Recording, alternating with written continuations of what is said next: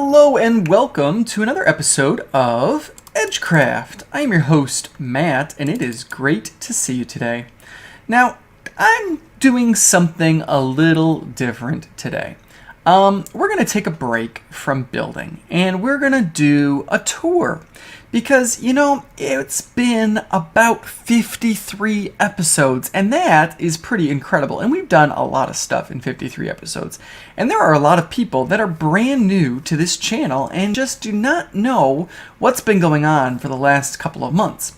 And so I thought it would be a good idea to show everyone what we've done in the last 53 episodes, because we've done a lot of stuff, and I mean a lot. So, let's start by going to our mine. This was the very first thing that we did. We created a little hole-in-the-wall mine.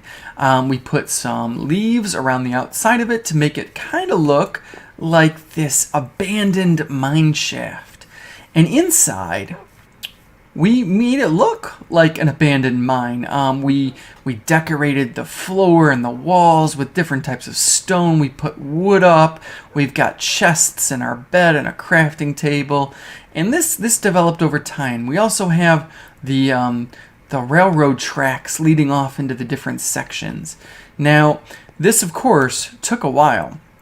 But what we did was we created different sections for our mine. There's our snow golem from a later episode. But over here, we've got the elevator, water elevator, up and down to our strip mine, which of course is the heart of our mine. This is where we go to get our resources, our iron, our gold, our coal, our diamonds. And so this is our strip mine down here. And I'm going to be honest, I actually do not do a lot of mining anymore because most of my resources I get from farms. But if I want diamonds, I've got to go strip mining. And so this is the strip mine that we created. And you'll notice it down there just a little bit. There's some lava and other good stuff. But we got a stairway coming down, and this will eventually be a system that'll hook up to our item sorter, which we'll talk about in a minute. But this is where we kind of started with, our strip mine, and that's an essential part to begin with. Now, if we go down the other leg of our base, this is where we created our glorious and spooky nether portal. This right here is, it took a little bit of time and effort to make this look spooky, and I love the fire and the effect that we've got around it. It looks like this creepy portal right there, and it's got soul sand behind it just to give it a little extra texture. Although, right up there, it looks like we left some diorite and some stone, so I probably need to change that a little bit. But, and through that nether portal we found quartz, and we found nether fortresses and blazes and all sorts of other things, and great adventures in there. But it's almost like we discovered a secret portal, and when we delved too deep into our mine.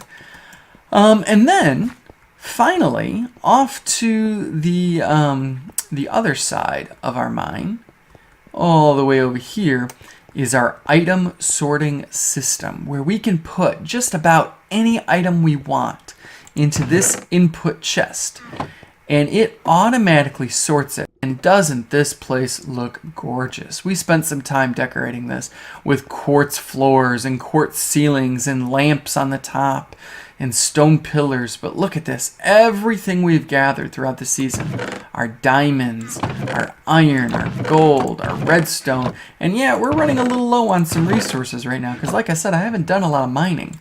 But man, look at those slimes. And all of the many things that we've been collecting throughout this this season of EdgeCraft. And I guess I can take a look real quick at the redstone that goes into this machine.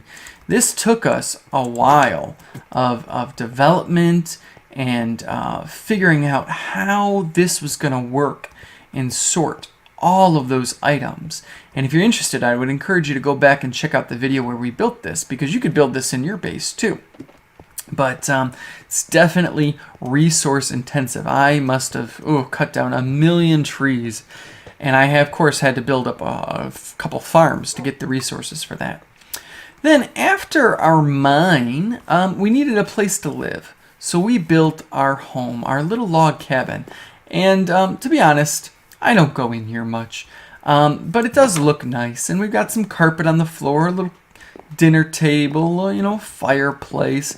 And up here, I was always planning to decorate this place, but I never really did. I just have a little bed up here and my enchanting table, which goes all the way to level 30 with the books around it. And some lapis and some books, just in case I ever need to do some enchanting, which is great.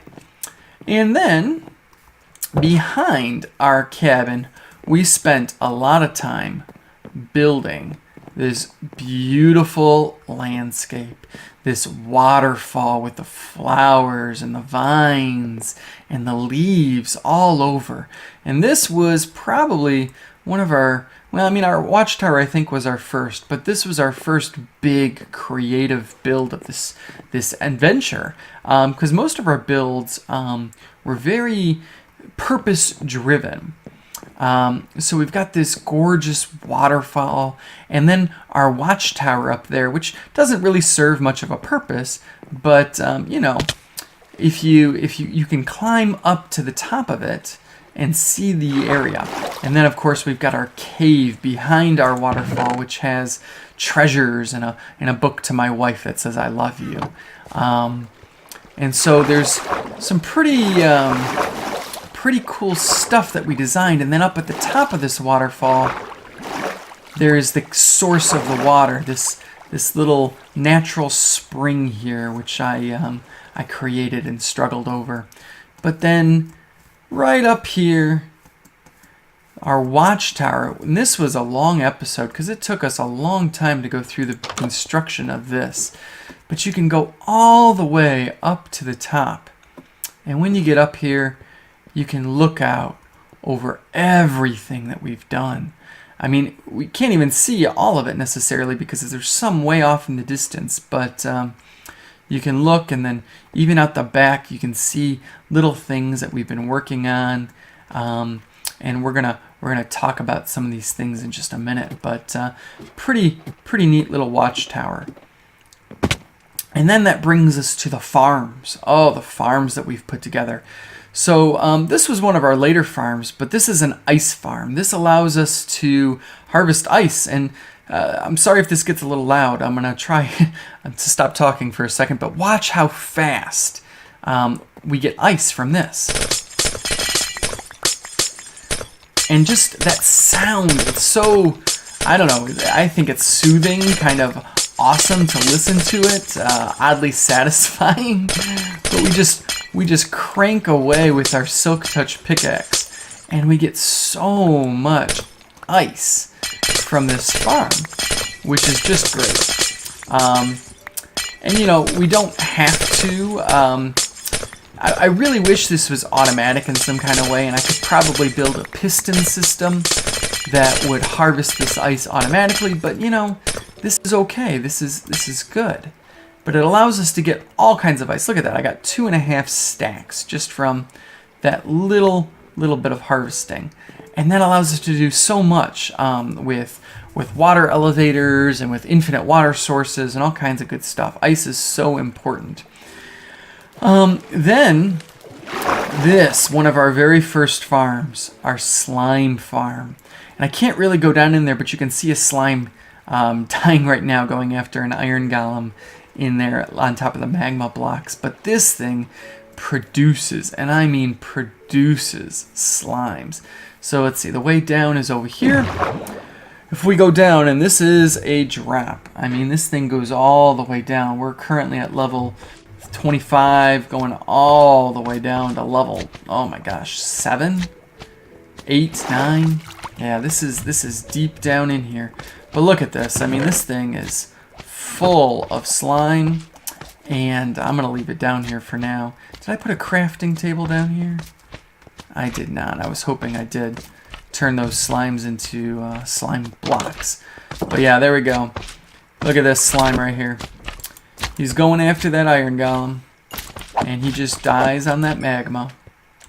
But that that was our first real farm, and man, that was an adventure digging that pit in the ground. It took forever because we didn't have the best enchantments on our pickaxes. We didn't have all of the cool stuff to do that with. And then, of course, our meat cookers, our sheep cooker and our cow cooker that creates steak and leather. Oh yeah, we just come up here, we feed these guys a little bit of wheat, they breed right up, the babies drop into the bottom, they grow up, and then we get all kinds of steak and leather. And over here we get wool and mutton. And I'm gonna grab some mutton real quick. And it is getting to be nighttime, so I'm gonna go to sleep real quick and we'll start back up with the iron farm. Okay, and it is daylight again, and let's go check out some of the other farms I've been able to put together. This one is really my pride and joy. I'm just so proud of this iron farm. It's just incredible the way that this produces iron for me all the time. I mean, I'm constantly harvesting it, and thank goodness. I mean, I've got 3 double chests here, and I don't think they're ever going to fill up because I'm constantly grabbing the iron out of it. It also creates a ton of poppies. But this iron farm was so hard to build because first I had to build a villager breeder. And so this is the villager breeder that I built, and then the villagers popped into a minecart and sailed across way over here, and I had to put 10 villagers up there and 10 villagers over there just so that this thing would work. And that's just incredible. And right next to it is my netherwort farm. This is one of my later farms, but man, this thing just produces netherwort like crazy. Just at a push of a button, harvests it all. Of course, I've got to replant it on my own, but that's okay. And this, my very, very first farm, it was a wheat farm. Of course, I can use it to grow carrots and potatoes and beets, and of course, I got lots of that right now, which is why I'm not harvesting it, because look at all of this. I'm never going to run out. But this wheat farm is automatic. I can just flip a lever and the water comes down and harvests it all into these hoppers. Just so incredible. I also built this sugarcane farm over here that automatically harvests sugarcane. Look at all this beautiful sugar that I can create paper with and maps, or just sugar to make potions. And then this is my melon farm. I create, just harvest the sugar cane actually. But this is my watermelons and my pumpkins, and oh yes, it's so great.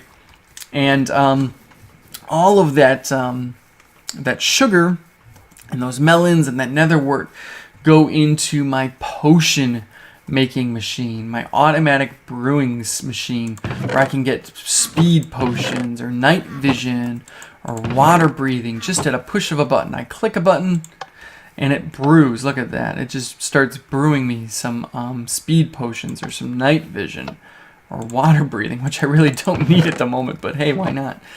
And then we come to my fishing machine.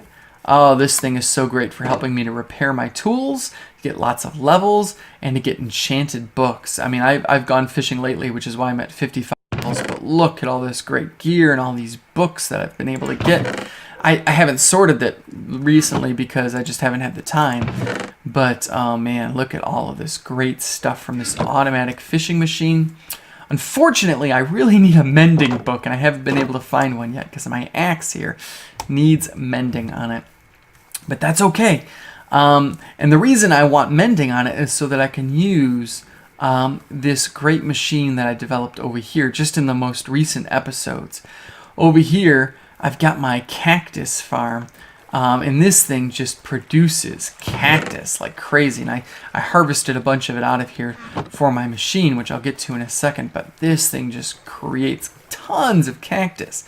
And then my kelp farm, which automatically burns the kelp up and turns it into dried kelp, which then I can take with a crafting table, which I guess I don't have out here right now at the moment. I need to put my crafting table back out here, into kelp blocks. And those kelp blocks can go into this, which is our item repair system. And this is almost ready. Maybe by the end of this episode, these will be full, and I can show you how this works. But it's pretty incredible. But real quick, I want to take you to two other really cool builds that are a little farther away than our base to show you what we've done. One of the builds we did after the slime farm over there, because while we were down digging deep, we were exploring some caves, we discovered a zombie spawner. And I took that zombie spawner and I created a zombie farm. And this thing, oh man, this was so handy in the early days of our adventures, because look at this thing. It sends the zombies all the way up and it drops them all the way down. And you better believe I died a couple times inside that tube. It was just great. Well, not great, but it was funny. But way down here, if we come down, we can just stand right here and the zombies start spawning. They're on the other side of this wall right here. Let's see if I can... Yeah, right there is our zombie spawner. And just standing here, the zombies start spawning. They go up that tube. They fall down. Let's see. Yeah, I haven't left any of the drops here. But just standing here for about 20 seconds or so, and this thing starts going, and the zombies just come down. And I could take the water out if I want, and they just fall and die. Or I can stand here and slice them as they come down the chute. And of course, it's taking a second. I almost want to leave, but I'm afraid that the second I leave, they're going to plop down the hole. But that's okay. We'll come and kill some zombies later. I bet you'll see them. Yeah, they're going to pop down in just a minute. But that zombie farm gave us so much experience, and it helped us enchant our tools in the first place, because those enchanting tables cost experience and levels. And we needed those levels. Then later, we built something else. And so I'm going to skip to that area, but I'm going to go do a cutscene. I'll be back with you in just a second. And here it is, the next cool farm that we created. It's our skeleton farm. Yes, the skeleton farm. This thing was so helpful in order for us to get bone meal. If you come down into this part right here, again, there's a skeleton spawner just on the other side of this wall right here. And the skeletons go up and they drop down. And man, those things produce bones and bows. Not that I need the bows. And tons of arrow and armor. I mean, I'm just going to take some of these bones, I think, right now. But look. I mean, we've been here for all of 2 seconds. Look at how much faster this is than the zombie farm. But man, these things just give us experience and tons of drops. Just to fill up these chests. Look at that, I just got 8 more bones. But that was a huge help to us. And we needed that bone meal. It was very, very important for us. And if you've been with us, you know why we needed that bone meal. We needed that bone meal for our wood farm. Because in order to grow the trees, we needed bone meal. And so I'll show you that real quick. I just drank a potion of speed right before the cutscene, so we're going to be able to run over there pretty quickly. But right beyond these trees, because I just grew these up because I needed some dark oak, and dark oak doesn't work inside my tree farm. But this is my automatic wood farm. And in here, you plant the tree right in here, and with this bone meal, you load up the machine, and it sprouts a tree like this, and the pistons just push it over to the side and push it and create this giant block of wood, which we can then farm, which is just incredible. That farm has been so helpful in everything that I've been doing. And then, of course, we've got our flower garden, which I love. I collected flowers right off the bat in episode 1. I think that was the first thing I gathered was flowers. And I just love to decorate my base with flowers, and in this case a flower garden. And then the other big creative build that I did was our haunted house. I spent episodes on this, creating the ground, creating these custom trees, these dead trees in this haunted house. But not just a haunted house, a maze, a trap so that when you fall down in here, you're trapped in a dungeon with zombies, and you have to explore through the haunted house, and the skeletons and the lava dripping from the ceiling. It kind of looks like blood, and the spider webs, and the spider trapped in the lava room behind the iron bars. Oh yeah, and it looks like it's an old house that was abandoned. And you go through it, and you get to see all this cool stuff. And of course, I added names to the zombies in the basement for some of my loyal viewers, and I created a book which highlights whose house it is for the people that come through it. It's my son Nolan's house, because he gave me the idea to build a haunted house. And my kids, all 3 of them, went through the haunted house, and that's one of the videos. And just a great experience that I could share with them, because I'm on this world, I'm on this server kind of alone, and so I got to share that with them, which is just incredible. And they're inside the iron farm. You can see the iron golem burning up. But let's go to the item repair station. And I want to show you, because I promised in last episode I would show you how this thing works. I'm gonna pull some of this out of this one, I think. So now this one won't work so well, but I'm gonna put this in here so that that's all nice and full. And now you'll see that this will populate right there. Alright, and what this does is, if you don't have any armor on, and if you're holding something with mending in your offhand. Alright, I want you to notice I'm currently at 55 levels right there, and I'm right here kind of at the end of this second little bone.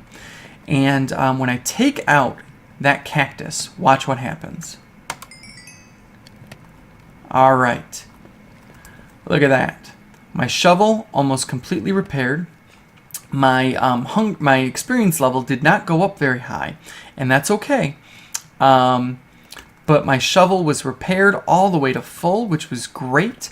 And I can keep doing this and getting more experience and letting this continue to grow. And I get lots and lots and lots of this this cactus green. So that's excellent. This machine is going to help me so much. But that, I think, is going to be it for this episode. Oh, let's not forget our beautiful tools that we enchanted to kill zombies and skeletons and all kinds of fun things. Oh, and you know what? I might as well make mention of 2 very important things. Our map wall right here, which kind of shows our world. And speaking of which, I need to update this because you can't see the new things on here. Look at that. Look at that. You can see the cactus farm, and you can see the bridge that we made, and all of that good stuff right over there. And then, of course, Diamond, the horse that was named by my son Bradley. Diamond. I love Diamond. She's such a great horse. But that's going to be it for today's episode. I know it was a little different than usual. We didn't build anything today, but I just thought I'd bring everyone up to speed on everything that we've been doing over the last few episodes, last 53 to be precise, so that those that are joining us can kind of just catch up and join us with a new adventure, because I have got a lot planned, and I mean a lot planned for future episodes. We've got a lot of the farms done, but we're going to get creative. We're going to do some pretty cool things in this world, and I just can't wait to do that with you. So subscribe to the channel, keep up with the videos, drop a like if you like this video, and I will see you guys later. God bless.